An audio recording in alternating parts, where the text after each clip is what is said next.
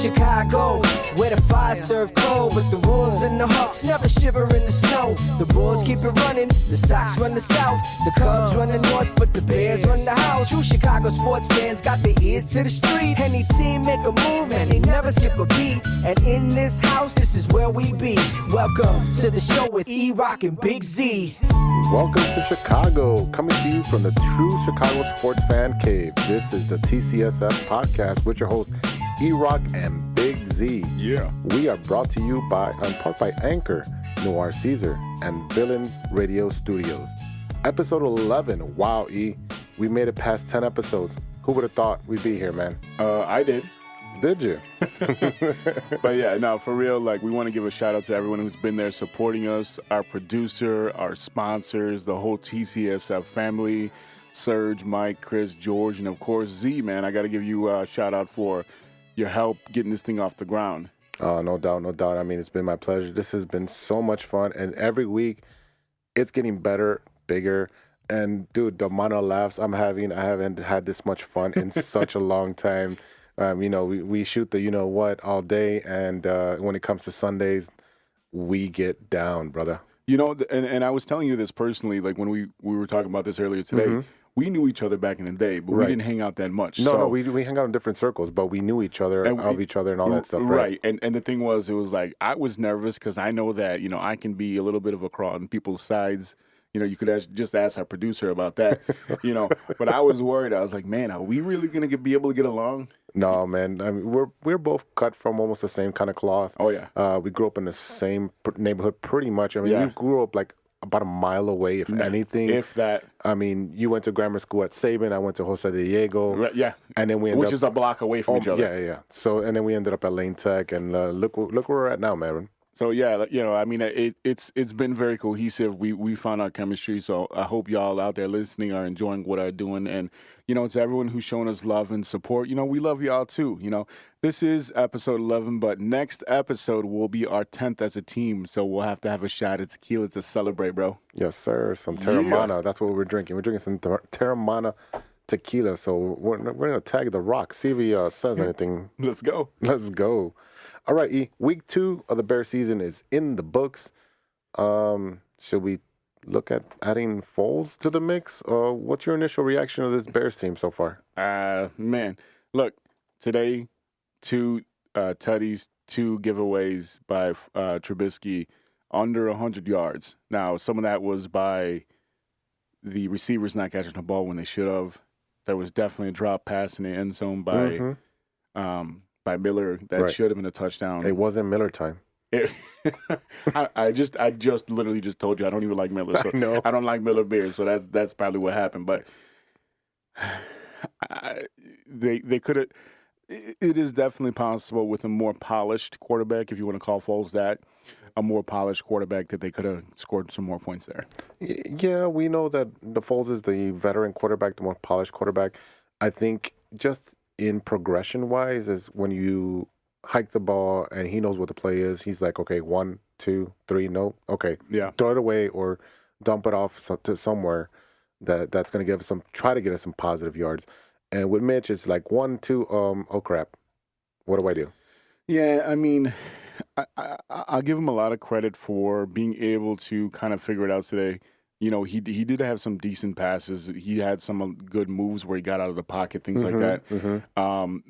That pass, I think it was to the Rook in the beginning of the game. Mm-hmm. That was fire. Yeah. Mooney caught it, and when they tried to tackle him, he looked like he was like, "Yeah, you ain't got nothing on me. No, you ain't got nothing on me." So he caught it like a man. Yeah, like a man, full-grown man.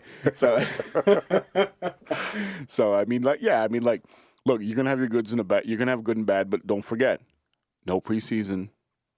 A lot of moving parts in this offense. Jimmy Graham's new, Mooney's new, so let's see how it goes, man. Komet's new. Yeah, I mean they did. I think that they played a more of a complete game this game. Yeah. But what I'm looking at is Mitch is still not accurate.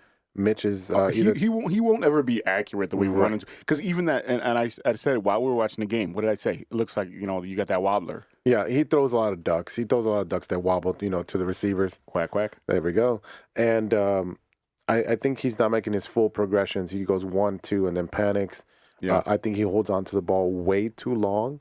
Well, he had I think it was like 6.18 seconds to get that ball to Moody on that one play. Right. I mean, if you can't score with 6, 7, whoa. Hey now. Oh, hey now, 6 or 7 seconds. I mean, you're getting Tom Brady time at that point. Yeah. You've got to make great plays with that amount of time. I think the running game has been magnificent. Yeah, I it think, has definitely been much improved. I mean, night and day from last season. And he's also, Nagy is mixing it up with different running backs. Well, you had Montgomery that got 16 touches. You got Patterson that got 7 touches. You got Trubisky took his 4 scrambles, and Cohen got 5 touches. So, I mean, you're talking about Montgomery with 82, Patterson with 25, and Tariq Cohen with 12 yards. So, I mean, like, your average for your starter is 5.1 yards. That's great. That's pretty damn good. That's great. And I just think the scheme, I know it's the Giants. They're not, Right. they're at the bottom of the barrel as far as, NFL defensive and offensive. They're just at the bottom of the barrel. But mixing in 3 different running backs who have all 3 different styles. Yeah. I think it was great to give Mitch time because it mixed it up. Now teams are not just going to sit back and be like, all right, Mitch, see what you can do, because you can't make past your first and second read, so you're not going to do anything to us. Well, not to mention on top of that, Montgomery did have 3 catches for 45 yards. Right. So now, yeah, and that's great. You should be, if you have nothing, dump it off to the running back. He's the one that's going to make all the plays for you. If he goes up the middle, you throw him a pitch, or you throw him a counter, whatever it is, he's going to go and do his thing. And that's what we're paying him to do. We want that running game. Well, even when you look at it, let's pull it back even further. You got Tariq Cohen had a catch, Patterson had 2 catches, and Ryan Nall, he even got a catch. And it was a 2-yard catch, but still it was a catch. So he that was did a horrible catch. But the point is that Trubisky is spreading the ball. He is. And he's not just laser focusing on one guy. Yeah, but what did A-Rob do today? Not great. He had 3 catches for 33 yards. Okay, he's your number 1, right? Technically, okay. Yes. Well, he's your number 1. So if let's say you're talking about who's the number 1 in with the Cardinals? Oh, the big boy. Big boy, right? You know what I mean? The guy who should never be in the Cardinals in the first place. Yeah, that guy. So if he got 3 touches or 3 catches, you think he'd be happy? No, but again, you're looking at a team game. So what you want, you got to look at different teams. For example, I'll give you a perfect example. Sure. You look at your boy Tom Brady's entire tenure in New England. Mm-hmm. You did, aside from Moss, you never really had a star receiver. No. And he was spreading the ball all the time. You had Gronkowski. Okay, he's going to get his touches. You had Edelman. Right. You know what I mean? You had every white receiver that ever existed in the last 20 years was on the Patriots at some point. But the key to a good quarterback is not to be laser focused on one guy. Correct. Keep the defense guessing. So when you're looking at, I'm going to give you a quick list of whoever got a reception today. Montgomery, Mooney, Robinson, Graham, Javon Wims, Tariq Cohen, Cole Kmet, Patterson, Massey because it was tipped, and Ryan Nall. All those players got a catch today. Okay, and how many yards did he have? How many what? How many yards did Trubisky have? Under 200, right? He had 100 and I think 98. 190. Ooh. 190. 18 for 28 and 190. So did he have a better game last time or this time if you're looking at stats? Look, the only stat that I care about is a W. Is a W. Yeah, I agree. Now, you look at the first half when you're scoring 17 points, and the second half where you score 0, you get shut out, and you give up 13 points. This is a very mediocre, low-scoring game. Yes. But they managed to find a way to win it at the end of the game. Mm-hmm. You, like I said, no preseason. You had basically 10 days worth of training camp. You did not have a regular training camp. You didn't have a regular off-season program. You barely got to, half of your training camp was Zoom calls. So I can't complain about 2-0. I just can't. Yeah. All right. So, we got an action-packed episode today. This is a pretty big one for us. How about you tell us about who we got on the show today? So we have an exclusive interview with a great MMA fighter and one of Chicago's very own. This is Jose Shorty Torres. We talked to Shorty about his life in and out of the ring and discuss his fight tonight against Sean Santella in the Brave flyweight tournament. He also tells us about his charitable contributions to the youth. And as always, we'll be joined by our featured Bears analyst, Il Brown, later on to recap the Bears and Giants and preview next week's game against the Atlanta Falcons. Wow, we are action-packed. I mean, Jose Shorty Torres is an acquaintance of mine. Shorty. Yeah, that's right. We met a couple times here and there, and then we frequent it's the same bar. Actually, the bar I actually go to is Output Lounge on Grand and Wood. And New sponsor? not yet, but I'm gonna talk to this dude. Somebody I know. He might be the owner. But Output is actually a sponsor for his camp, and Okay. so it's when he has a interaction or a meet and greet and stuff, it's always there, and he's always willing to talk to everybody, and he's very, very a hospitals dude. So I was able to reach out to him. He was very gracious to grant us the interview, and you guys will listen to it a little bit later. But first, it's time for baseball. This is 3 Up and 3 Down. I think I'll perplex him with my slow ball. 1, 2, 3 strikes, you're out. All right, in 3 Up and 3 Down, we give you 3 good things and 3 bad things about our favorite baseball team. Z, give us some good White Sox news. Tell me something good about the good guys. All right, the good guys in black. So this past week, the White Sox clinched a playoff berth. First time since about 2008. I'd call that a great. That's a great. It really is a great. They had a great comeback win against the Twins, and one of the Twins that they've been on our butts trying to get this division, but Yeah. we've been fighting them off. And the thing is that the White Sox have been criticized for doing well against these teams that are under 500, and not so well against the ones that are over 500. I'll tell you what, that absolutely drives me nuts when you have people that will complain about who you're winning against. You can only play who is on your schedule. Right. And here's the thing, you're going to get even more criticized if you're not winning against the teams you should be winning against. Right. If you stoop down to the level of competition, so if you're playing the bottom feeders and you go, okay, well, they're nobody, and then they whoop you, Right. then you can't. I'm just going to move forward. I'm just going to get upset with that. All right, number 1. Got to start with my 2 MVP candidates again for the AL.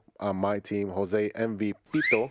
That's right, Jose MVP Pito Abreu, and his top 10 batting average.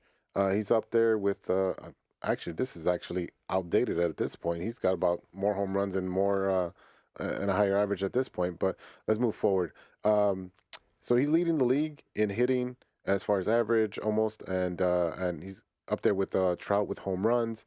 Mm-hmm. And this guy, he's getting you the important hits.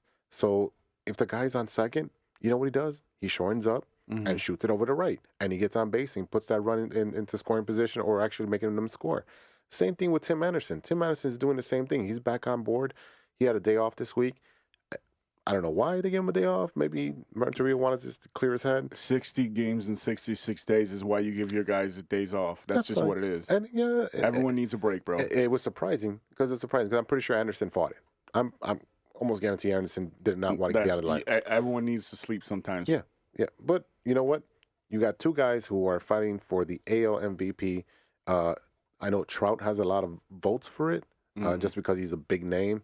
But his numbers are similar to them. But when it comes to MVP talk, you got to talk about who is the most valuable player to the team. Well, you know what's funny is that when I was talking to Mike Logic from the All Net podcast, we were kind of going back and forth because Giannis got the MVP again this year, Yeah, he did, and back. he was saying that LeBron should have got it, and I'm like, MVP means who's the most valuable player to that particular team. It doesn't Correct. mean who's the best player in the league. So when you look at the difference between Trout and you look at Senor Pito, That's right. who's the most important to their team? I would say it's Mr. Abreu there. Yeah, it is going to be Abreu because if you take Abreu out, there's a lot of stuff that's going. It's a big hole. It's a big hole. Whereas if you take Trout out, I mean, that team still sucks. Let's be honest, the Angels suck. So with or without Trout, they still suck. Which is a shame. Which is a damn shame. It's Looking at who's on that roster. You're right. It's wasting that talent, and that's going on over there. And I don't know if it's a coaching issue or guys are not coming together or they have injuries. I don't follow the Angels that well. Yeah. So I don't know what to say about them. All right. What's your second point? Back to back homers. Damn. Yeah. Yesterday. Again, right? Yes, Didn't they again. do that before? Yeah, we've done that before. Man. Yeah. So I think it was my boy Marza who Who? The Big Chill. Remember that guy? Who? The Big Chill. I think he, I don't know, did some film study. Because every time I roast some of my White Sox players, they kind of do better. Or when I roast a manager, he starts listening to the podcast. I don't know what it is. Who's listening? That's right. So Marza hit a home run, and then it was Anderson, and I think Abreu hit a home run. So it was like back to back to back. Yeah. And Anderson actually had 2 home runs last night on Saturday. So that's my great. That's always exciting, but it's a problem when you live by the long ball. Yeah, and I'll get to that. Yeah, and I'll get to that. All right. Now, point number 3, the Rook. The Rook came up. Garrett, is it Crochet or Crotchet? So it's either going to be someone looking at your, underwear or someone that's knitting you a nice blanket. Hey, he can get a sponsorship for, some underwear, some Hanes or what other underwear? Or like Under Armour. a really fast Kawasaki for your crotch rocket. There you go. There you go. Yeah. So, I mean, his nickname might be the Crotch Rocket. This kid pitched 2 innings, 2 strikeouts. He was throwing over 100, 101 a lot of times, up and in, lefty. It's filthy. Didn't he literally just get drafted like a few months ago? Yes, he did. Okay, so who we who are we comparing that to right now? Well, Sale did the same thing, he got drafted and then came up to the MLB. And there's in the same season. In the same season. And actually, the pitcher we faced that day on Saturday was Trevor Bauer, who actually went through the same thing. There you go. So you got some big names that, did the same thing, whether the Crotch Rocket is going to be a starter or a middle reliever or a closer. We don't know yet. We're seeing right now he's going to be in a bullpen. He's going to help out the White Sox, and it'll develop. How far they stretch him out, I don't know yet. I mean, because to throw 101 miles an hour, you can't do that as a starter. No, and be able to have a long career. No, that's what happened with Aroldis Chapman. Right. When he came up with the Reds, he was throwing fire, and he still throws fire, but you can't do that for 6, 7, 8 innings at a time. No, you're doing that 1, 2 innings max. Right. All right, let's move over to the bad. So you brought that up. Yeah, I the did. White Sox were, after the back-to-back, and you cannot live on the home run. All right, you got to manufacture runs, and besides what I'm seeing with Tim Anderson and Abreu and Madrigal, who are swinging the bat and finding the holes and getting base hits. They're always on base. But you got players like Encarnacion and Marza that are, just watching the ball go past the plate and striking out. You're talking about veteran guys. Right. These are veteran guys. Who were both signed as free agents this year. Correct. And you got Encarnacion hitting like under 200. You think he was hitting like 162 or something. Ugh. Yeah. I don't know, at this point, I don't know what to do with the dude. Maybe gives him a couple of days off so you can watch some film. Give some of the other kids a chance to DH, or you put in one of the catchers to DH, move Abreu, give him a day off from first base. But Encarnacion, maybe Ricky Renteria is like, let him swing out of it. See, and y'all know that I'm a Cubs fan, but even when I see that, I just think, ew, it's yucky, it's ewy. I don't want to see that anymore. Well, what it does, it reminds me when Hayward was off. Yeah. And he had to go back and take the offseason and readjust his entire approach to the which is something that veterans shouldn't have to do, right? And guys that have had success and other. When Hayward come over, he was already struggling at the plate, and that to me was stemmed from when he got his face smashed and when he was still in Atlanta. Yes. I think that's and it took him a few years because now if you look around the league, a lot of players have that extra chin strap that goes around their helmet, their batting helmet. Yes, yeah, they got the double side now. But these, as far as I can recall, these guys never got their face smashed in with a baseball. There's a couple of players that we know. Konerko, got hit in the face, broke his nose or whatever it was. But I'm talking about Encarnacion and Marza. Yeah, right. You know what I mean? There's realistically, why are you not living up to the reason why you were signed in the first place? Again, we've talked about this before. Why are you not living up to the back of your baseball card? Correct. All right, let's move on, because that's depressing. What's number 3? Number 3 is losing 2 out of 3 to the Reds. The White Sox lost on Friday, and they lost on Saturday. Today was embarrassing. They had a great win. It was a home run derby on Saturday, with the back-to-back, and then Anderson hitting 2 home runs that day, talking about the spaghetti. He's hungry. But when you're losing 2 out of 3 to the Reds, who are 27 and 27 now. But you call it a bad because you think the Sox are like this magical team. But guess what? The Reds are in the playoffs. They are? They are in the playoffs. They are a wild card team. Here. They are a wild card team. At 500? Yes, 100%. Because you don't forget, your first place team makes the playoffs, your second place team makes the playoffs, right. And you have a wild card team. This is not a garbage team. The Reds have a lot of good players on the team. I mean, I know they have power. I know that there's a lot of They have power. good pitching. They have good play. They have Sonny Gray on the team. So why are they 27 and 27? Because why? I mean, you're talking about a 60-game season. Right, but the division isn't that strong in the NL Central. Besides the Cubs. Cardinals. Brewers still have some good players on there. And the Reds. And that's the ones we expected to contend. Wow. The Reds are not a garbage team. Wow. So, I mean, like, even though you're looking at it that way, it's not like they're over here losing to, like, the Baltimore Orioles or something like that. The Reds are still a good team. Hey, aren't the Orioles in it? I don't even know. The Orioles are not in anything. I mean, they're in the league. I mean, technically, yes. But, I mean, like, that bird is about to fly away. That bird should fly away. That bird's going to fly right off their hat. Like, I don't want to be associated with this. All right. So just a quick look up here. The Cubs at 31 and 21. Cardinals at 26 and 24. 26 and 26 Brewers, and 27-27 Reds. There you go. This NL Central is a tight race, so that's what I'm trying to tell you, man. I know that you're paying attention to the AL Central, but the NL Central is tight. I had no idea it was that tight. Yeah. All right, so let's see. Did I finish my stuff? Yeah, I did. I mean, I just looked at him like, yeah, we did. I mean, that just bothered me, losing attitude. And I guess I got spoiled from, the White Sox taking every series and doing very well. What I am concerned about is the 4 games against the Indians coming up. And the reason for that is that they might have to play that team in the first round. Mm-hmm. I mean, I know the Cubs-Sox series at the end of the season is going to be great. There you go. And it's going to be electric for both sides of the city. Will it matter for either one of the teams? I don't know. It's going to matter in the sense that it's going to matter for the city. It'll matter for the fans. It doesn't matter who plays. It's going to be bragging rights. No, I understand that, but would it matter to the teams as far as if you clinch it could, and I clinch? It could for seeding. Yeah. It definitely could for seeding. Yeah. We're not over here in the NL West where the Dodgers have run away with it. Right. It could look. You just gave me 4 teams records in the NL Central. Mm-hmm. I did, and they're super close. So that could make a big difference. Yeah, you can drop from first to third.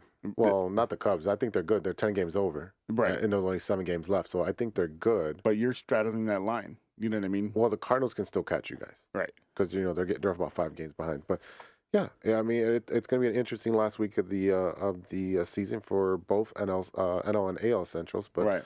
How about you let me know what's going on the north side? We know we talked about it a little bit. A little bit, yeah. Yeah, I mean, that's when you have 2 teams in the same city, we're going to, cross a little bit, But number one, I'll say, the Cubs have been cruising. They're 7-3 in the last 10.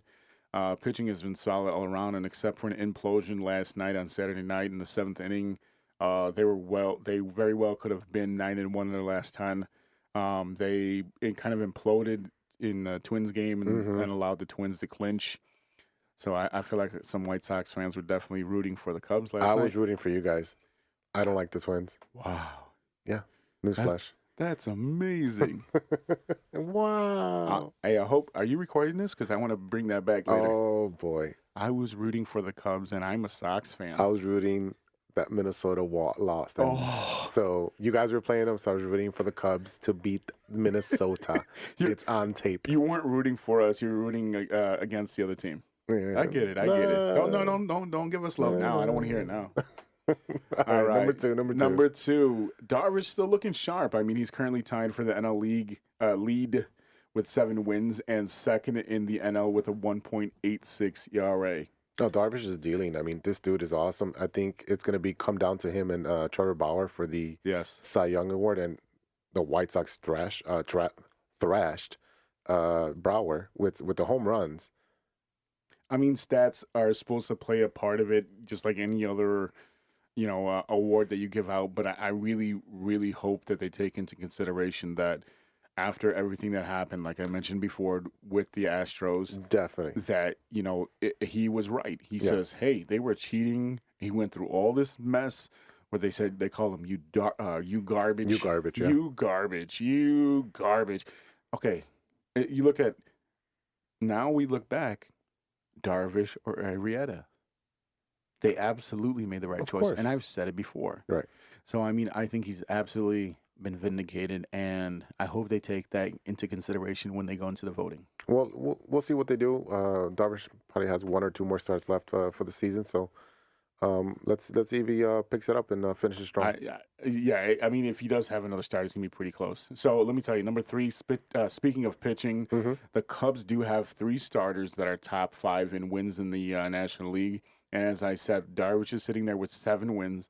But you also have both Hendricks and Alec Mills who have 5 wins.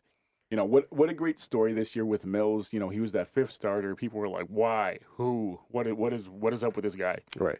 You know, and we sat there today arguing with Cubs fans and a couple Sox fans earlier, but like, well, you know, Mills has been dealing. You know, y'all didn't know about Mills. You're sleeping on him. I'm like, look, 5 wins is 5 wins. Hendricks has 5 wins. He has 5 wins. Darvish has 7. The starting pitching has been pretty damn solid. You know, also, Hendricks has a league-leading 73.2 innings pitched, so he's been a huge help with keeping the bullpen fresh. You know, that's a big Hendricks deal. has been your workhorse since he's been here. He's been a workhorse, but in the beginning, he looked like our ace, and then you looked at what Darvish was doing, and then that switched pretty quickly. You know, but as a whole, the Cubs as a team are currently tied for first in the NL with 15 saves and third in ERA with 3.9. They've turned it around. Absolutely. I mean, a couple episodes we were talking about like how the bullpen's been garbage, and look what they're doing now. Yeah. So now that we're talking about the pen, I'm going to slide over to our bad side because this is a big hurt. Oh boy. And I'm not talking about Frank Thomas. Oh. So Rowan Wick was put on the IL with an oblique injury, and he could be done for the year. The move is retroactive to September 17th.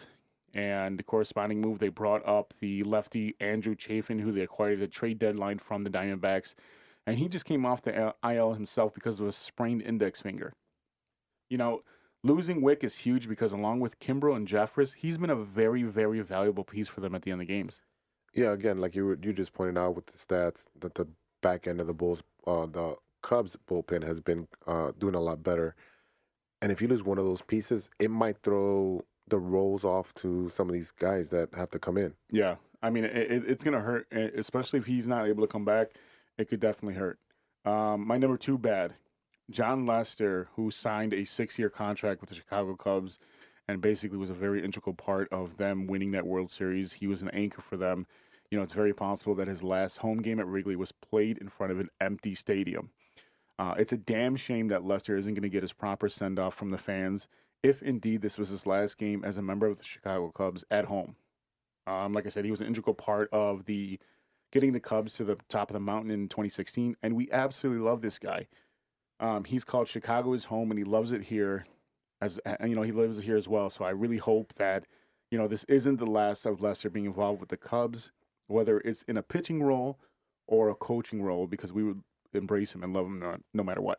I mean, you never know. I mean, Rossi can be like, you know what, let's bring him on as a special advisor or even, you know, a bullpen coach. I don't know if he's done pitching, though.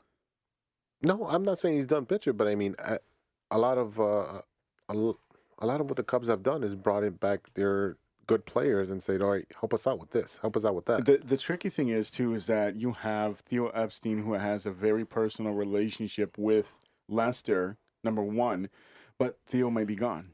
Number 2, Rossi was Lester's personal catcher when they came here in 2016. Right. So he's gonna be, boosting up for his guy. Yeah. You know what I mean? So that's the tricky thing when it comes to that. You know. Yeah. What's your number 3? So, number 3. Lastly, we have some sad news to report. Baseball lost a legend on Saturday. Longtime scout and front office advisor Gary Hughes. He passed away at the age of 79 after a very short, actually, a battle with cancer. Mr. Hughes came to the Cubs in 2002 and spent 10 years as a special assistant and senior executive for the Cubs under general manager Jim Hendry. Hughes was also a part of 5 World Series champions during a career that also included scouting for the Giants, Mets, Mariners, and Yankees, and assistant GM jobs with the Rockies and the Reds. Rest in peace, Mr. Hughes. Rest in peace, sir. All right, true Chicago sports fans, let's take a pause for the cause, and when we come back, we'll talk about the Bears versus the Giants. This is a TCSF podcast with E-Rock and Big Z. I think I'll perplex him with my slow ball. 1, 2, 3 strikes, you're out. Welcome back to the TCSF podcast with E-Rock and Big Z. All right, everyone, it's time for some football. This is 3 and Out. Chicago Bears. Bears segment with Il Brown is sponsored by Noir Caesar and Villain Radio Studios. All right, let's get to it. First down. You know what? I'm going to look at the overall picture, how Mitch played. I thought he had more flow. I thought that they put him in better situations. The game plan was a little bit better. They put him in shotgun situations. Yes. The run-pass ratio was a lot better. Yes. They spread the ball around. So as far as Mitch's play, I'm going to give him a B+, even though he had some interceptions. He did have 2 interceptions. We're looking at 18 for 28, only 190 yards, but he did have 2 touchdowns and 2 interceptions.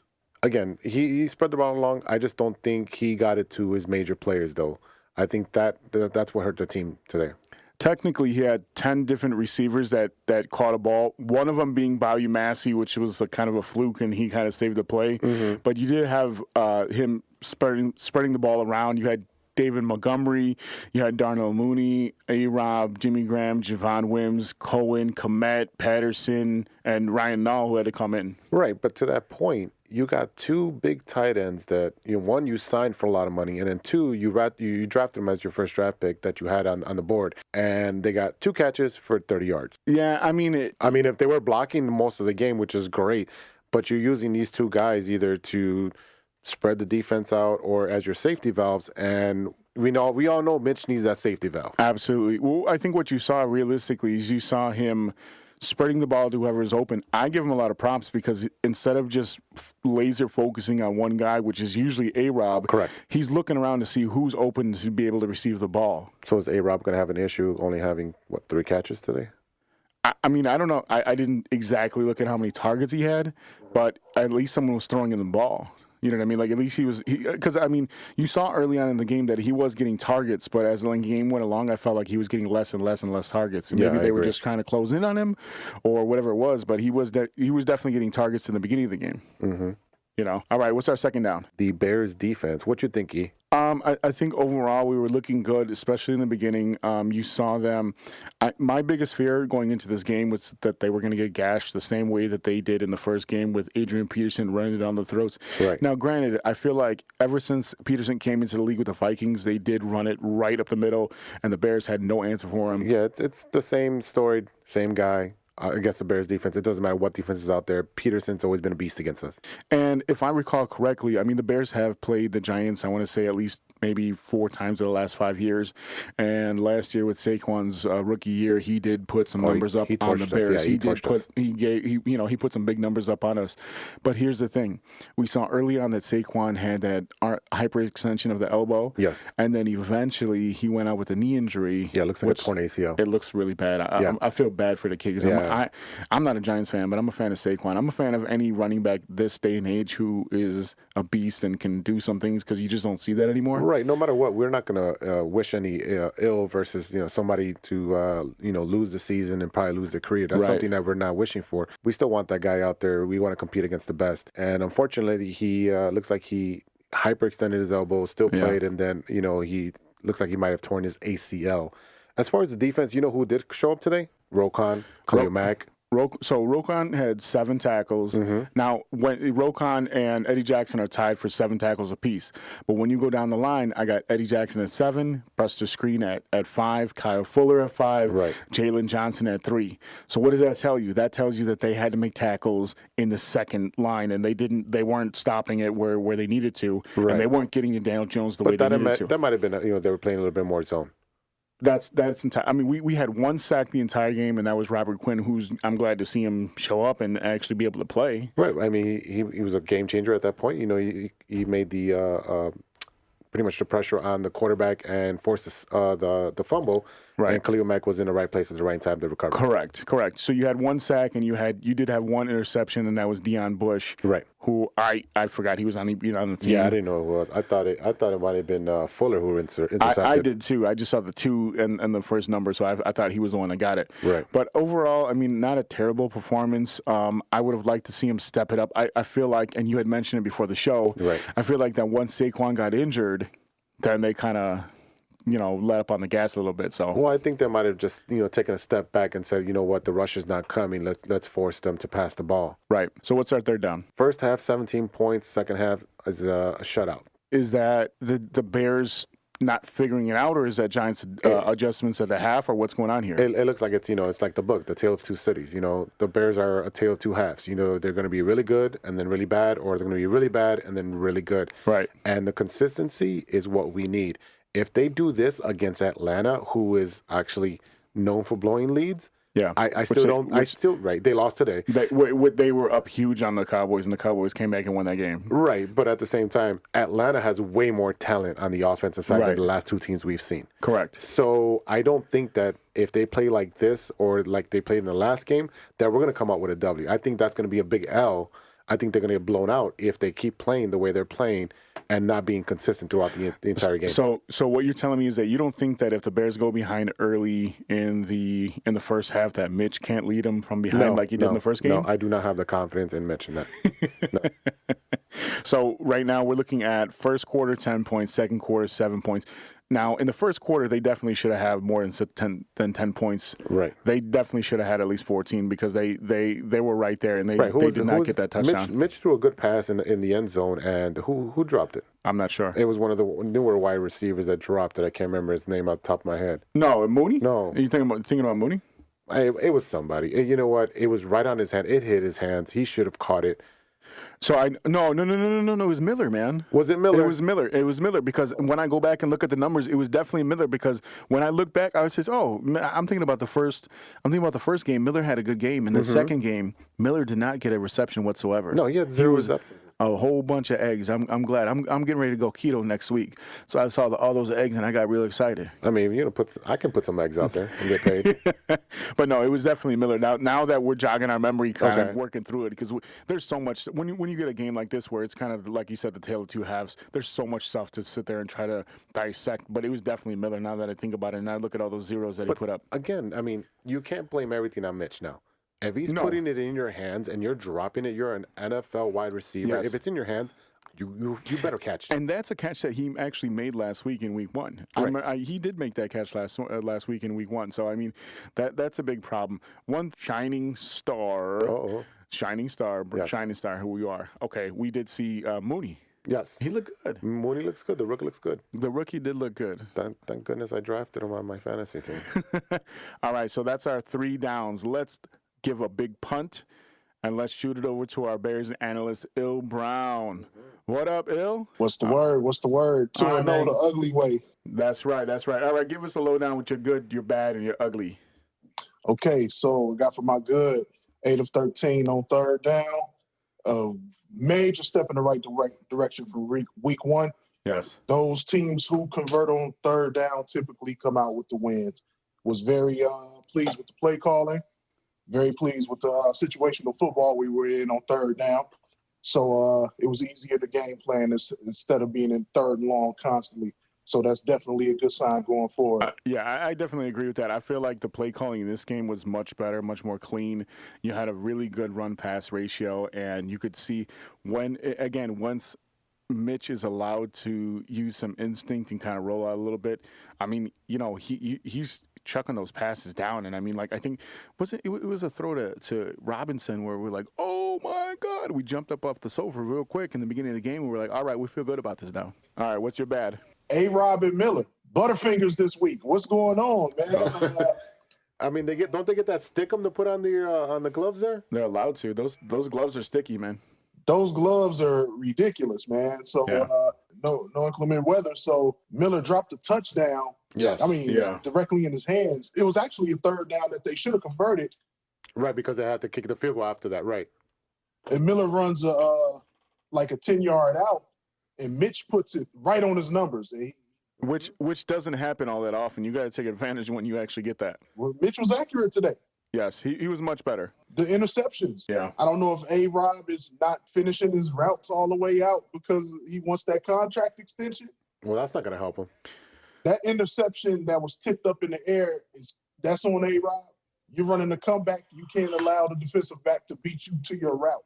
Mm-hmm. So now, let me tell you, there's something that I noticed both in the first game and the second game is that where Mitch puts the ball, each time when A-Rob, because early on you see A-Rob when he made that nice catch, he has to do these crazy acrobatic moves to actually catch the ball. Yeah, he's throwing at what the receiver is and where he's going to be. Yeah, and he doesn't. Yeah, he and doesn't. that's why A-Rob has to reach back and try to make this acrobatic catch. And you know what? You know what's going to happen is that eventually Trubisky is going to get A-Rob killed. Yeah. He's going to get him nailed, and he's going to have a ankle or a knee or something like that. So when you look at a guy who's actually able to catch those crazy passes that Trubisky is throwing his way, that makes him more valuable than any other player in the NFC North. You guys got to run the take back. A lot of the times, Mitch is throwing to a spot. That's Nagy's offense in a nutshell. He's throwing to a spot. Well, that's what you're supposed to do. That's what he's supposed to be doing. But I distinctly remember the specific throw the first throw to A-Rob where he had to jump up between two defenders. There's two defenders up in the air, and A-Rob has to reach all the way back and get it from behind him. I remember that play. So that's a situation where A-Rob sits down in the zone. It's a hell of a throw. It's a hell of a catch. Yes. Really, you're supposed to take the check down right there. Honestly, the great quarterbacks are going to take the check down right there. They're going to look there and take the check down every time. And I saw Mitch missing that check down on a lot of plays where he's over trying to force it to 2 and 3 different offensive players that are, covered. And then on his left side, his blind side, he's got a running back on the flat wide open.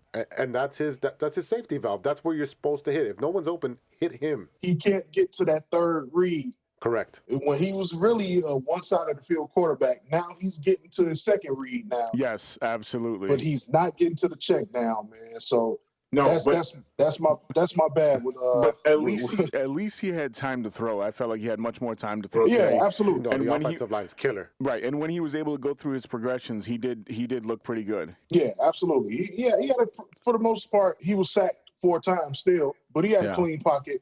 Otherwise, I still like to see some better play calling, man. But we can ramble about that all day, man. And even when he did have to rush, he had 4 rushes and he ended up getting 16 yards. So I mean, it wasn't all bad. All right, so what's your ugly? That whole entire win today was ugly, man. Winning ugly, baby. Just winning ugly, man. 17 points ain't going to cut it against the good teams. Let's be real about it. The Lions, mediocre opponent. Giants. Bottom of the barrel opponent. Yes. There were some key drops where I feel like the score would have just been a blowout. Way out. I definitely feel like they could have ran up the score on the Giants, and they didn't take advantage, especially with Saquon going down. I mean, there's a couple of times Mitch had 6, 7 seconds in the pocket. Yes. Yeah. Guys got to get open, and when he puts it on your numbers, man, you got to bring those in. And I want to say that touchdown to Mooney, I mean, it wasn't the prettiest ball thrown, but he did have so much time to throw that ball, and that's what he needs. Yeah. Absolutely. Frisbee. I was definitely impressed by Mooney this week. Yeah.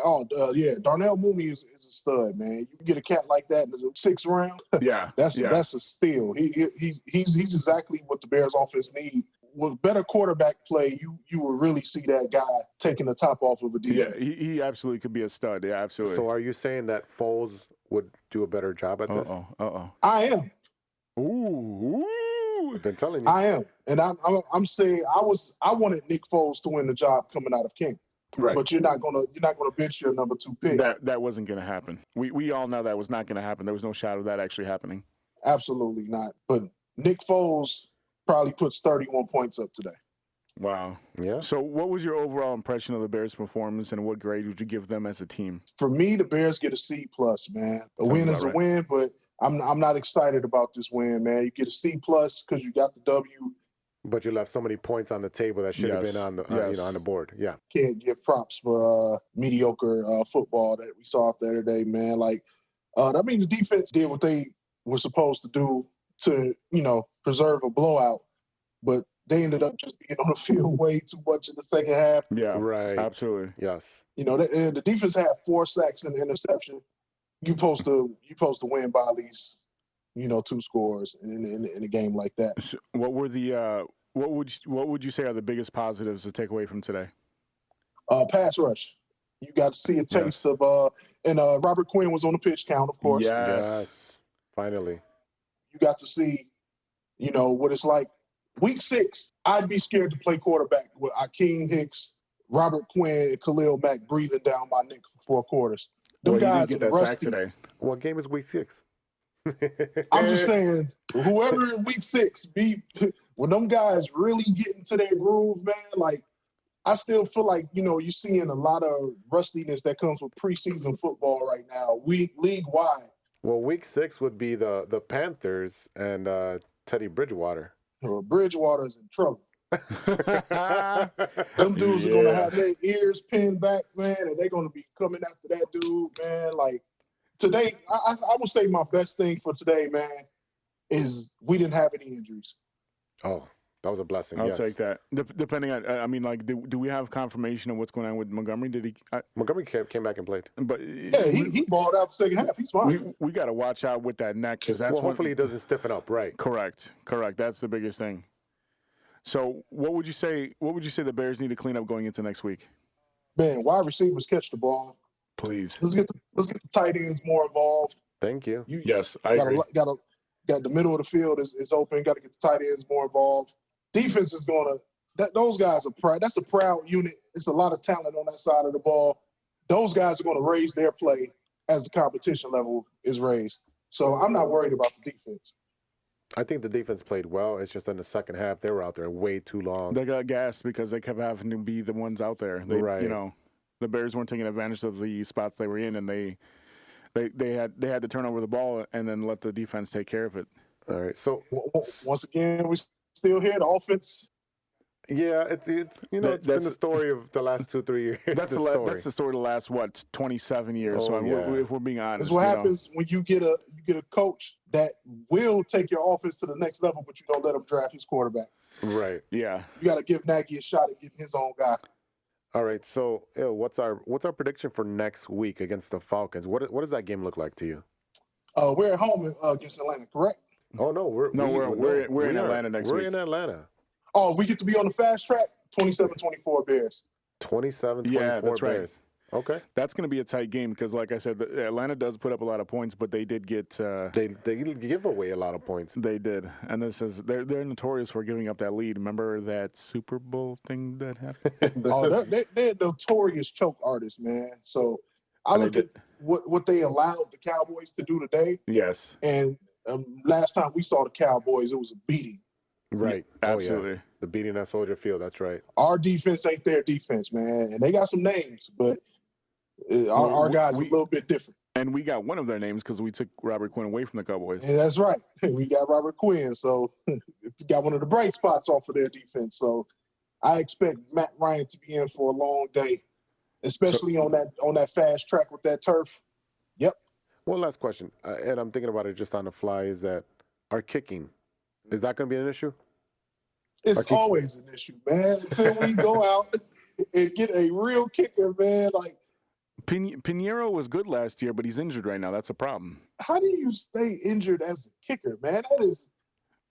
That is so Chicago Bears of him. I mean, I won't lie, it is, but it is a hell of. You got to think about that. You're putting a lot of pressure and a lot of torque on your body when you are kicking. So I mean, you know what? You have another team that plays at Soldier Field called the Chicago Fire. They got a bunch of kickers. Give those guys 6 weeks. Give those guys 6 weeks to learn how to kick. Listen, Pinheiro, you know where Pinheiro learned how to kick? No, I don't. Playing soccer. Playing soccer. That's where he came from. Okay. But now, if you have a guy like Cairo Santos, now to be fair, within the past like 3-4 years, or about 3 years or so, I'd say once they started kind of shifting things around on the kicker, the kicking in the NFL has been absolutely atrocious. It has. Oh, it has been terrible. So, I mean, like, before, and they did that on purpose because before you would just sit there and be like, yeah, that's a gimme. That's a gimme. Extra points, that's exactly right. Extra points were a gimme. Field goals within 30 yards were a gimme. And now we're like, oh, my God, we're looking at all the work that was done being flushed down the toilet by one guy, one skinny little guy with a fat leg that we're hoping can kick it. I don't know what they need to do. Maybe they need to take off their shoes, like before, in the old days. Man, they'll spend some money on a kicker, man. Baltimore's not having that problem. No, Justin. You know what? But Justin Tuck likes to do opera, so maybe we need to have a training camp for kickers to do some opera, get their lungs expanded, and maybe it'll help their foot or something. I don't know, man. But that was hurt because here's the thing: they make that kick. We're not worried about that last drive. At least for them to get caught up, they have to. All they can do is tie. You know what I'm saying? Right, and that makes a big difference. But of course, they got to get our blood pressure up, man. Like, nah, let's make sure he misses the kick. Yeah. I mean, Cairo Santos he was a bum in Kansas City, man. So I go get the guy you see on YouTube. What's his name? Destroying or something like that. Go give him a trial, man. Why not? Why not? What do we got to lose? I mean, that dude could hit a 70-yard field goal, man. Like, at least he's going to kick the ball far enough. Mr. Brown, we're going to expect you to drop a line so next week we hear your response. That's your assignment for this week is go find us another kicker off of YouTube. All right, that's what I'm on, man. I'm going to find some guys. I'm going to have some names for y'all too, man. All right. Excellent. Thank you for your analysis. Thank you for coming in on the show. Always a pleasure. We'll talk to you next week, and we'll talk about that Atlanta win, and you'll break down our game for you. No, we're going to get that win. We're going to get that win. I like it. I like get the that 3-0. 3-0, You baby. already know, man. Gang's here. Bear down. Bear There we down, go. baby. That's what's Bear up. down. We out here. All right. That was some great insight by our Bears contributor, Il Brownham. We will be right back with more TCSF podcasts after a word from our sponsors.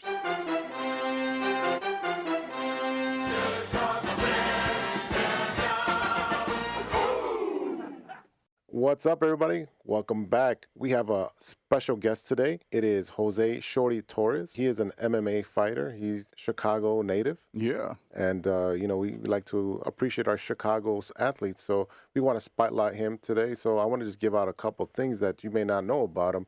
He is a two-time junior college MVP and a college All-American, college athlete of the year in 2012, multiple-time wrestling tournament placer and champion, over 100 wins at the collegiate level, Wow. two-time Pan American gold medal. I mean, this guy has, a good list of stuff. I see that. He's legit. Two-time Pan American gold medalist and a 9-1 professional MMA record. There's so much more in between that. It's ridiculous. No, I'm not even gonna boast about it. That is a legit resume. Yeah, that's You a long guys- list. I'm not even gonna lie to you. You highlighted the smallest accolades in my career, and I appreciate it. The reason why I say that, is because after all that, Yeah. I ended up being a 2-time world champion as an amateur. Got signed to Titan FC immediately instead of fighting locally. Was able to be a 2-weight class champion for them and defended the belt 3 times total. What Conor McGregor did at 14-2 before he signed to the UFC, I did at 5-0 and defended a belt in the process. He's never defended a belt. Eventually went to the UFC. Sadly, the flyweights all got the boot. Yeah, they got and cut. now I'm in Brave. And man, it's a crazy experience because you're a shorty from the neighborhood, a shorty from Chicago. Just a shorty trying to come up, do big things. Fighting saved my life. And for me, just like other Chicago natives, you have Adrian Granados, David Diaz from back in the day. You have Jose Chipamarisca, and all these guys trying to come up and do our thing. This is our way out of the neighborhood, and it's been a journey to say the less. What neighborhood did you grow up in? So I grew up in the McKinley Park neighborhood, and then eventually Awesome. moved over to Cicero. So I've been in Cicero pretty much all my life ever since I think I was 10 years old. And man, Chicago born and raised, and Cicero's right next door. You literally hop the line. You're like, oh, I'm Right. here, Yeah, so, we consider that still Chicago. That's That's how Chicago grew in the first place, just absorbing the little areas and towns that were around it and just bring them in. right. yeah, man. We just do a whole different thing where we don't have to pay as much taxes as Chicago. Right, that's right. Just hop over the line and pay less taxes. So I want to start off with how you've been affected with the pandemic. Everything's about the pandemic with the COVID-19. How you've been affected as far as your training, your fight outlook? Did you have any canceled fights? What's going on? How did it affect you? Man, definitely it affected work when it comes to fights. I was supposed to fight March 28th in Brazil, 8 days before my fight, and I'm cutting weight. They like to call me the angry Chihuahua when I get close to cutting weight. You start to get moody and all that stuff. I can't eat, I can't drink, I can't do anything. I live at home. My mom, who wants to be a mother and take care of me, she's like, "Ah, maybe you should put in that salad. You think you eat though? You're this." I was like, "Damn it, mom! The only person I want to fight right now is you." It's one of those things that it did become a struggle because I was supposed to fight. Brazil completely shut down. Then my promotion, just like every other promotion, like, maybe next week, maybe next month, maybe next month. And it just kind of kept on going. And literally, no, I'm in September. I was scheduled to fight possibly August, but then the Middle East still didn't open up to certain countries. Again, U.S., even though Brave my promotion has been running events in Europe, and they want me to commentate for them as well. They're like, "Oh, even if you're not fighting, you can commentate for us." Well, That's great. I'm an American. I can't go to Europe because there's a travel ban. So it's like, I'm still limited. So when it comes to work, it sucks. When it comes to training, though, I've made my circle a lot smaller, and I work with a coach by the name of Dean Thomas, who's a UFC veteran, been around for years. Who's working with Tyron Woodley, who fights against Yeah. Colby Covington coming up very, very soon. So Nice. it's one of those things that, like, I've been able to travel. I just got back from St. Louis yesterday. I've been able to travel, train, and it's become a small circle, but a small family in a good, positive way, instead of spreading myself out too thin. So when it comes to the work of practicing and training, man, I've never felt like this before. I finally had that one-on-one attention that I've been craving. But I can tell you this from the mental aspect, and I'm pretty Mm-hmm. sure you guys have suffered from it, and everybody else. It's mentally draining. You go outside even today, you're just like, oh wait, I gotta wear a mask. Wait, Yeah. where is everybody? Yeah. Yeah. And it's been. I'll tell you what. I mean, I'll say you're the third person who participates in a combat sport that we've interviewed, and we talked to Isais Velasquez, and he's a wrestler, and he talked about the struggle because he had at the time he was, I think, our first or one of our second interviews Yeah, way second back interview. when, Yeah. and he had the struggle of not being able to train at all. The Right. one good thing he said about it was he was actually able to heal, from wrestling, because they have to jump up and like land on each other and pretend it didn't hurt, and that's the thing. And then when we talked to Jessica McCaskill, she was talking about it really didn't affect her because of the way that their training and their gym was set up. So it has been very interesting to learn how different combat sport participants have had to deal with the pandemic. Right. What's been crazy, because I was at the time training an American Top Team when this first all started. American Top Team is like a high school. There's hundreds of like high level professional athletes, multiple champions there, but there's only so many coaches. But then when you have the pandemic hitting, some people were forced to go back home. Some people couldn't go back to the country. Some people had to, pay again with their visas. Some people weren't even allowed back in the gym because, Florida being sports being an essential thing down there, the gyms were able to open up, but only for a certain number of people. So it's like you have 100 really high level pro athletes. Now you got to be a little political and pick and choose, and that was the hardest part. It's like I lived at the gym, and sometimes they're like, "Yeah, you can't come downstairs." It's like, what, dude? I'm literally right upstairs compared to some people who have to drive a half an hour to the gym and help. Right, and they're more exposed to people they're more exposed to people outside, so where they can contract the COVID-19. Where you were living upstairs, you're like, I don't talk to anybody but anybody at the gym, so I know I'm safe. It's like I'm a loser. I'm upstairs. I'm alone.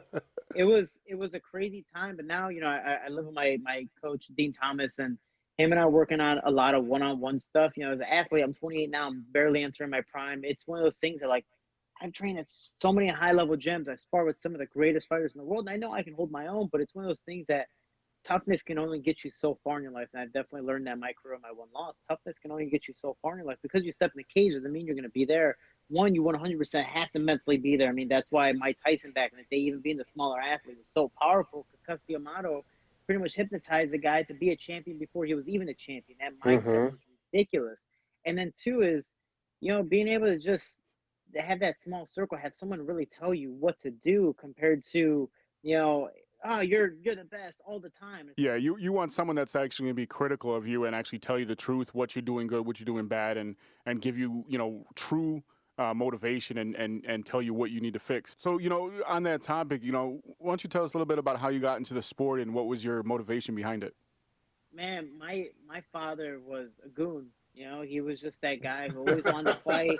I was too, and that's not even a joke. My dad was on weed, steroids, cocaine when I was born. I was raised in a trap house. My dad, was raised in the north side and gangs and all that stuff. And that's just what he did. That was the upbringing. My father didn't have a father. My grandmother wasn't the best role model, and so that was his way out of the neighborhood. So by the time he had me, I was, Shorty Junior. I do have my older brother, but my older brother just slowly started to follow his path, so he didn't really get the right opportunities. Sadly, it was like the first child's like the test child. Like, damn, kind of messed up on that one. We shouldn't do the same thing to the next kid, which sucks to say, but that's what it was. So my dad, being such an aggressive person, always made me fight. And then naturally, it's funny, a lot of people don't know, one of the reasons why I started was to beat my dad up. I was like, man, I don't like how he treats my mom, my brother, myself. We're all always getting fights. Got it. Yeah. He was either fighting with us because we were in his way, or he wanted to teach us how to fight. So either way, we were getting whooped. So I was like, man, I need to learn how to defend myself. And all my, being a '90s baby, all the cartoons back in the day were about fighting. Teenage Mutant Ninja Turtles, All the Power games, too. Rangers, Dragon Ball Z, all this stuff. So it's like all my role models were fighters. Jackie Yeah. Chan's movies were starting to get really popular in the States. Bruce Lee, circling around, Jet Li getting huge. So it was like, I want to learn how to fight. And I ended up being really good at it. And every time I came home, was training more with my father and just kind of kept on going and going and going. And little I know, by the time I got to college and started to do all these things, it's kind of like what Mike Tyson said about Cus D'Amato. He's like, I never thought I was going to be a champion. Well, all I was doing was just listening to my coach. Little I know, by the time I listened to my coach, by the time I was, ready to go professional, he goes, I had a trunk full of belts, car full of belts. I was like, I didn't know it was the same thing with me. I had 10 amateur championships as amateur all around the world with multiple gold medals from different places and in colleges as well. So it was just like, no, man, no, I was just listening to my coach. I didn't even know this was still there. It was kind of like, oh, I won a belt. Oh, cool. Listen. Oh, cool. I won a belt. So for me, it's I'm just pushing forward and doing my thing. Right. So funny you mentioned all that fighters and Jackie Chan, and so that was where I'm gonna go next. Who were your who influenced you for fighting? Like, were you have boxing influences? Did you have more MMA influences, or was it just my dad? Or just wanting to fight in general? Yeah, I wanted to fight your dad in general, and be a survivor. That was definitely part of it. But for me, no, man, my dad always made us, and especially for me, he always made me watch fights. Whether it was like HBO After Dark or fights on ESPN or just Comcast Network. Just literally, if we saw two Mexicans on TV, because that was usually the local shows, then we Oh, would I'm watch 44. two Yeah. yeah, watching two Latinos just go at it and just scrap. And so my dad literally would stop everything I was doing and made me watch it. And even though as a kid, you're just like, oh, I don't want to watch it. We would watch it, and then in between for a minute, we would just fight. And out of nowhere, I'd watch it again. In between for a minute, we would fight, and that's how he made it fun. So for me, I always enjoyed boxing more. And my favorite fighter was Manny Pacquiao. Wow. Yeah. You even look at my career and how my upbringing is. Given I'm not nowhere near growing up in the slums like he did, but the way he did the hustle up to come all the way, all the accolades he achieved, all the different weight classes, all the belts, I've been trying my best to slowly imitate that. And even I started my own foundation in Chicago because of him starting his foundation. It's like he's created that blueprint for me, and I'm taking just his blueprint, but going through my own little path and struggles. But it's nice to have someone who's gone through something way worse and be like, man, that Shorty made it. Why can't this Shorty make it? So for me, it was that, and then, Dragon Ball Z, Power Rangers. Hell, if you watch Power Rangers, hell, I'm wearing Goku pajamas right now. So if people know anything about Power Rangers back in the '90s, Tommy Oliver was like that legendary Ranger. He ended up being one of my sponsors later on in life when it came to fighting. That's awesome. So it's like, and a mentor, like it's funny, he sends me voice memos as messages instead of like text messages.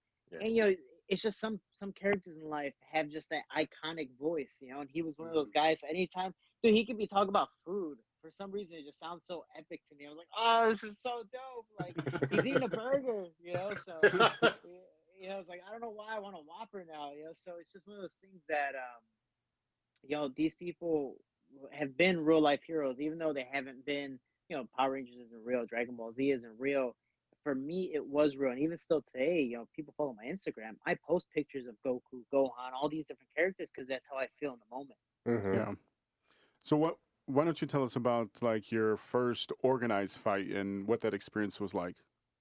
I like how we have to say organized fight. I have done, like underground fights, whether they've been just regular me getting into altercation, or we used to call them beatdown parties.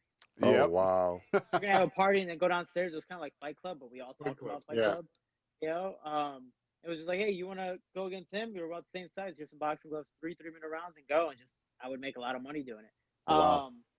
But for me, man, my first organized fight, it was at the gym, and we would do something called Combat Dough challenges. My gym called Combat Dough, and we do these challenges, whether it was people from inside the gym fighting each other or just gyms versus gyms. And there's a kid who was, I think, a year or two younger than me, but at least 30 pounds heavier than me. And I remember just going after him and doing it. And it's funny, when I watched that film today, I was like, man, I sucked. Just watching how I fight, and just anything. It just looked like a little kid street fight. Like, Right. It's something you see on World Star. And then even tournaments after, I mean, I fought some really, really high level guys and pushed and never gave up, but it was just like, wow, I had no technique whatsoever. So I always find it really, really intriguing. I think that was when I was 16. I mean, I've done Okay. karate and tournaments like that, but point fighting is a whole different thing than actual fighting where you can just keep on going Right. and no ref is stopping. My adrenaline is so different. But man, I can tell you, just looking back at it, it's like it really humbles you because I have a lot of kids who come up to me, whether they're from the gym or different gyms, whatever, that look up to me and they're like, man, I just don't have the skill you have. I'm like, we all start somewhere, right? Yeah. Like, yeah, Right. some people better than others, but if I were to put up that film, like, it would really humble a lot of people and go, damn, this is how you really fought. I mean, and that's a normal thing. I mean, you got to start somewhere. You want a prime example? Go back and listen to one of our early shows, and you'll know the big difference. Yeah, yeah, exactly.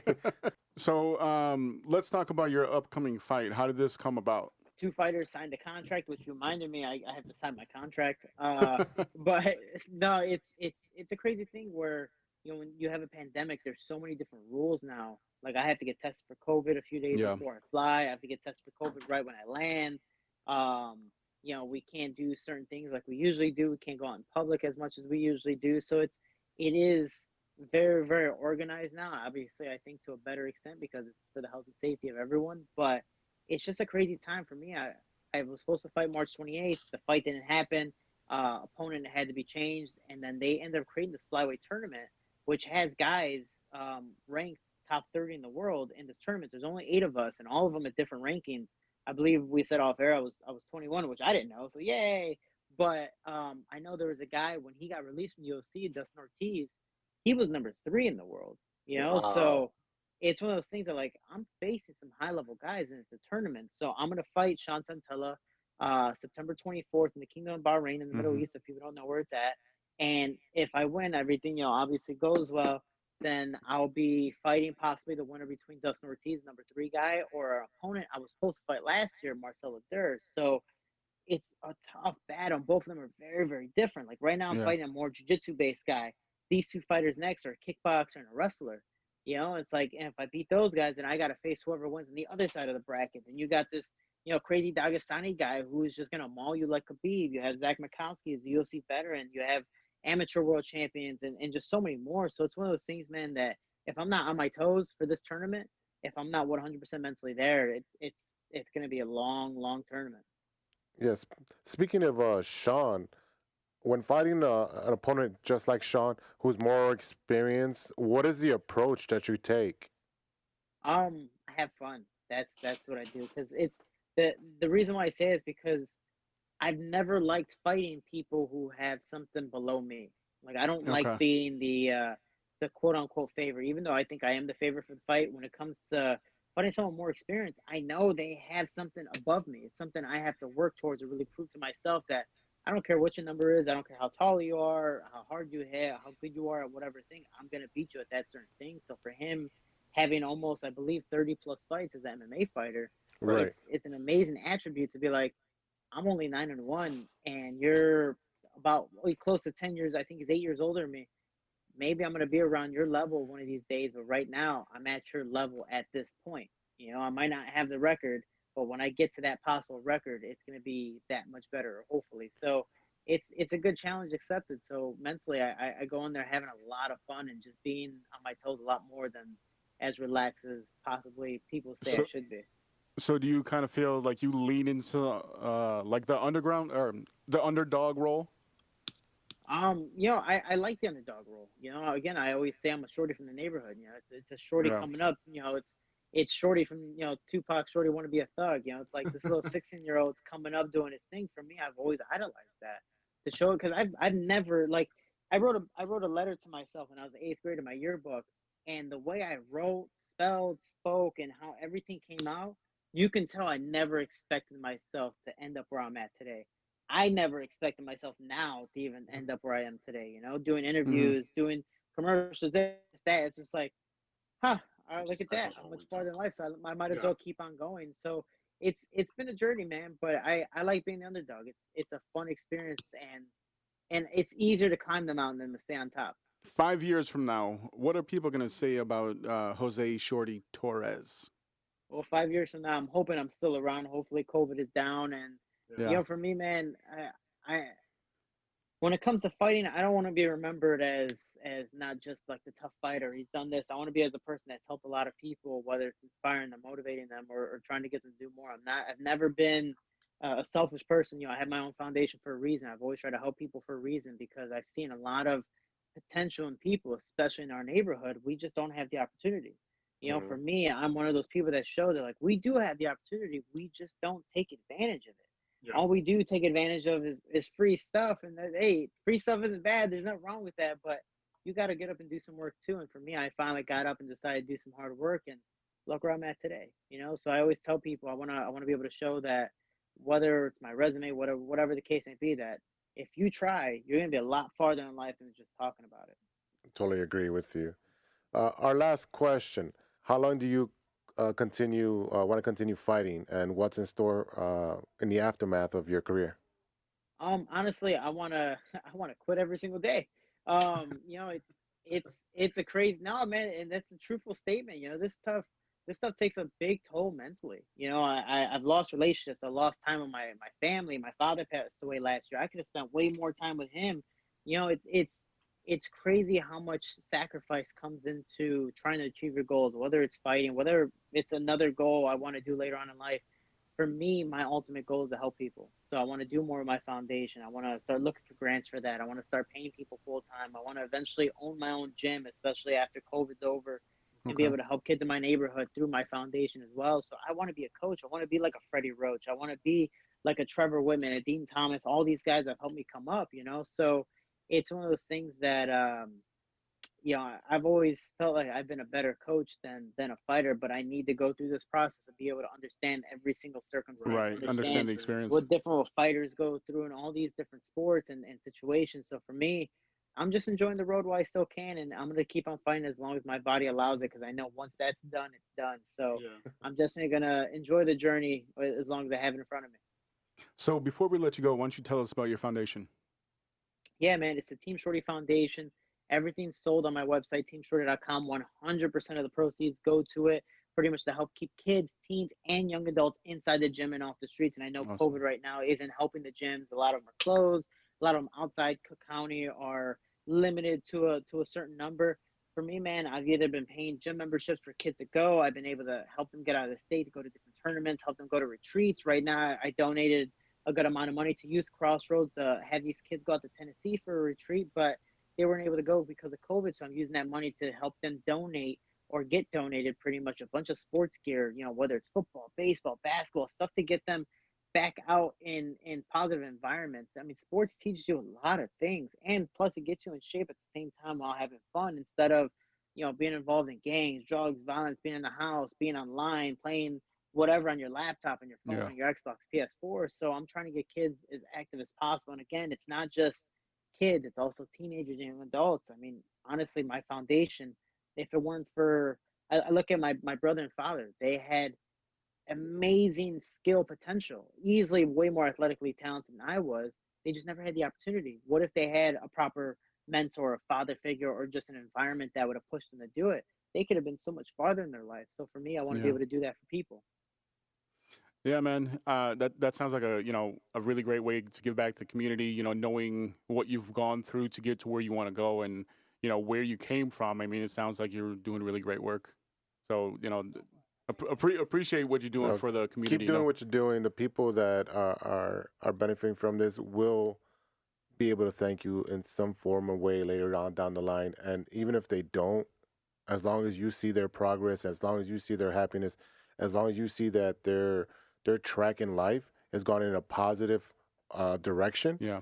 that that should be enough. I mean, for me as a teacher, when I do that, I don't need a thank you card. I don't need a gift bag. You just feel it. If I see that student is doing well, it just makes me feel warm inside, and I'm not gonna lie about it. It's a heartwarming thing, man, and it's awesome and amazing to know that you can, even with the smallest little gesture, it can change someone's life. Yeah, man. All right. This has been Jose Shorty Torres. He's going to be fighting September 24 against Sean Santella. Thanks so much, Shorty. I appreciate it, guys. And if people want to watch Fight TV at FITE.tv. Excellent. Awesome. We'll have this all over our social media to give you the information on his fight. All right, guys. All right. Thank right, you. thanks a Take lot. care. No problem. The True Chicago Sports Fans podcast with E-Rock and Big Z will return after a brief word from our sponsor.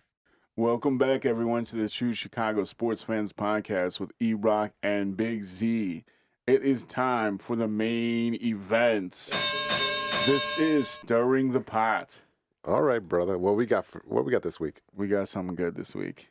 Oh, boy. I've had some very in-depth discussions with people this week about this one.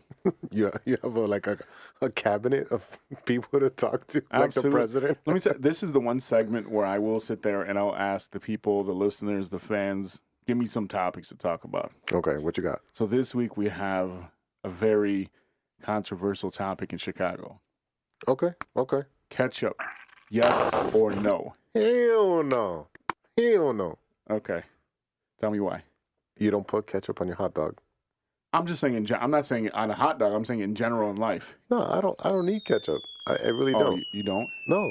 Okay. Let me tell you something. Oh boy. Last week, Oh boy. when we were sitting here talking about White Castle, Yeah. and you brought up that White Castle in the morning, Yeah. I don't need it.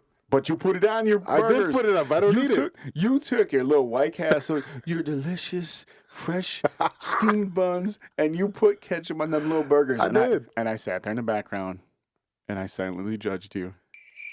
You silently judged me. Yeah, that's right. And I watched you drown your little burgers in ketchup. I did not draw them. You, I put like 2 or 3 drops. and that's enough. That's Nah. enough to drown it. No, that's not enough.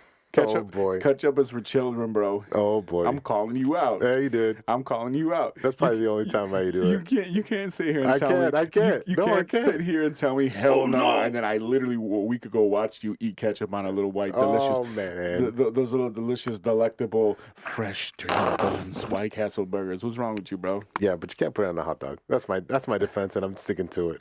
I'm gonna tell you what.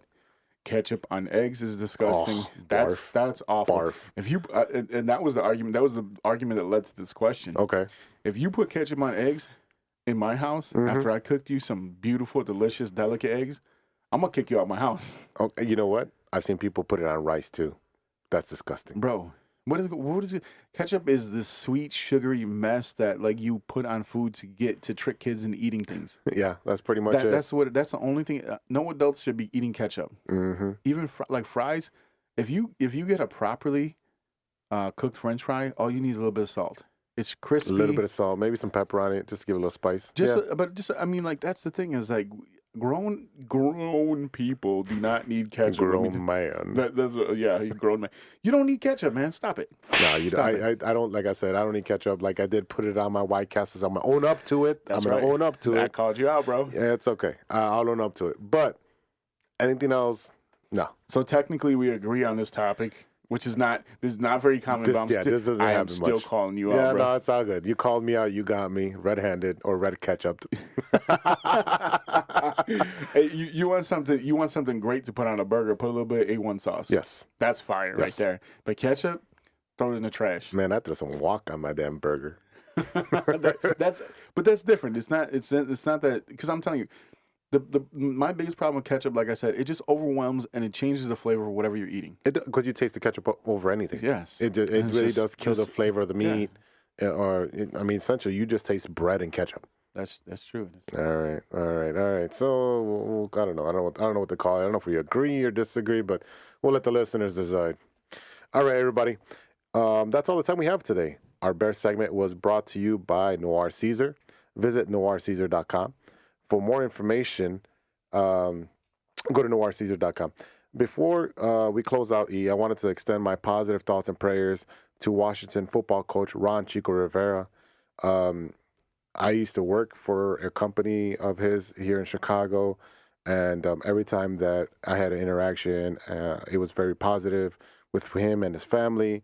I was over at his house multiple times to his golf outings. He's always been such a beautiful person, a beautiful gentleman to me.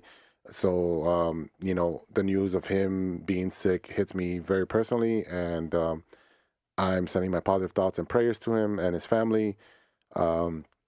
So during last week, not this week. Last week's victory over the Eagles.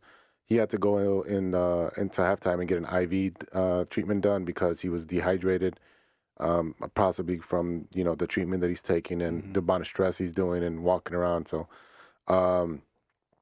he did that so he can keep coaching. His team responded with a great win. So I just want to say, Ron, we're pulling for you. We love you, and you got this. Yeah, I mean, you think about Chico, you think about 85 Bears, you think about him being on the coaching staff with Lovey, and all that stuff, and you think about like how connected he is to the Bears. When he took the Panthers to the Super Bowl, like I was definitely rooting for him because they also had Peanut on that team. Mm-hmm. You know what I mean? He always seemed like a real like genuine guy. So I mean, we don't wish ill will on anybody. We want everyone to be healthy and prosper and things like that. But I mean, I think it especially hits hard when it's someone that you admire. Mm-hmm. Speaking of that, I also want to give a shout out to Sylvie from the Waddle and Sylvie show on ESPN That's right. 1000. Sylvie Strong. He's been fighting non-Hodgkin's lymphoma, which is a mouthful, but he just recently had his last cancer treatment, and he's an inspiration to us. Like I said, I have his flyer on my wall here, in the studio here. So I just want to give a shout out to him and hope everything's doing well with him, and let you know that we're all Sylvie Strong here at TCSF. All right, y'all, that's it for today. Thanks to our guest, Shorty Torres, for talking to us about his fight tonight. Check out brave.cf.com for more information. Thanks to our Bears analyst, Il Brown. Don't forget to check out his podcast, Beat the Block, which is available on all major platforms. Shout out to Ronesh, our producer, Jay Soto. Shout out to Mike Logic and Ideal from the AllNet podcast. Check them every other Monday, and especially now during the NBA playoffs. Check us out on social media. You can find us at True Shy Fans on Twitter. That's True CHI Fans. Check us out on Facebook, Instagram, YouTube, Spotify, and reach out to us on our email. We want to hear from you. Give us some good stirring the pot recommendations. Reach us at truechicagosportsfans@gmail.com. And until next time, be good to each other. For the love of sports. Yeah. I'm a man.